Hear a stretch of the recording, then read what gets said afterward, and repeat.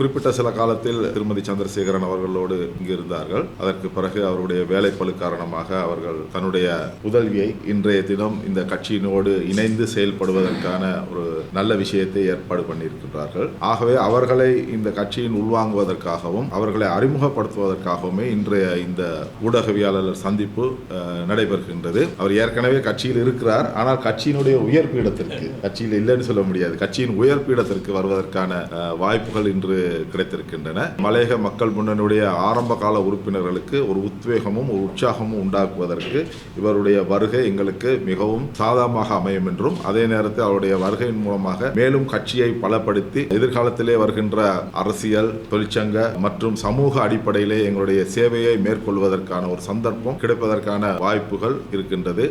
எனது தந்தையும் மலையக மக்கள் முன்னணியின் ஸ்தாபக தலைவருமான பெரியசாமி சந்திரசேகரன் அவர்கள் 1988 ஆண்டளவில் தொழிற்சங்க அரசியலிலிருந்து மாறுபட்ட ஒரு அரசியலை உருவாக்க வேண்டும் என்ற நோக்கத்துடனும் புதிய தனித்துவமான கொள்கைகளை உள்ளடக்கி மக்களுக்கான சேவைகளை புரிய வேண்டும் என்ற நோக்குடனும் தனது தோழர்களுடனும் ஆரம்பகால உறுப்பினர்களுடனும் இந்த அமைப்பை ஸ்தாபித்தார்.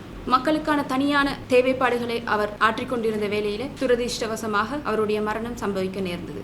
அவர் இருந்த போதிலும் சரி, மறைந்த பின்னரும் அவருடைய அரசியல் பயணத்தையும் அவர் மக்களுக்கு ஆற்றிய சேவைகளையும் ஆற்ற நினைத்த சேவைகளையும் அவருடைய கனவையும் நனவாக்க வேண்டும் என்ற துடிப்பு என்னுள் இருந்து கொண்டே இருந்தது. அதற்கான ஒரு வடிகாலாக இந்த நியமனத்தை நான் கருதுகின்றேன். இதற்கான முழு அர்ப்பணிப்புடனும் செயற்படுவேன் என்பதை தெரிவிக்க கடமைப்பட்டுள்ளேன்.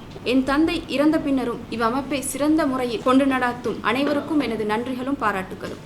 மலையக மக்கள் முன்னணியின் 25-26 வருட வரலாற்றிலே கவுன்சில் எனப்படும் அந்த உயர் பீடத்திற்கு ஒரு மிக வயது குறைந்த உறுப்பினர் ஒருவர் உள்வாங்கப்பட்டிருப்பதும் இதுவே முதல் தடவை. மலையக மக்கள் முன்னணிக்கு பெருமை சேர்க்கின்றது. இந்த நாட்டின் மகளிர் சமூகத்திற்கு பெருமை சேர்க்கின்றது. ஏனெனில் எந்த கட்சியை எடுத்து பார்த்தாலும் கூட வயது குறைந்த இளம் பராயத்திலே ஒருவர் உயர்பீட உறுப்பினராக வந்தது இல்லை என்று நான் நம்புகின்றேன். மலையக மக்கள் முன்னணியின் ஊடாக இந்த நாட்டின் அனைத்து மகளிருக்கும் போய் சேருகின்றது.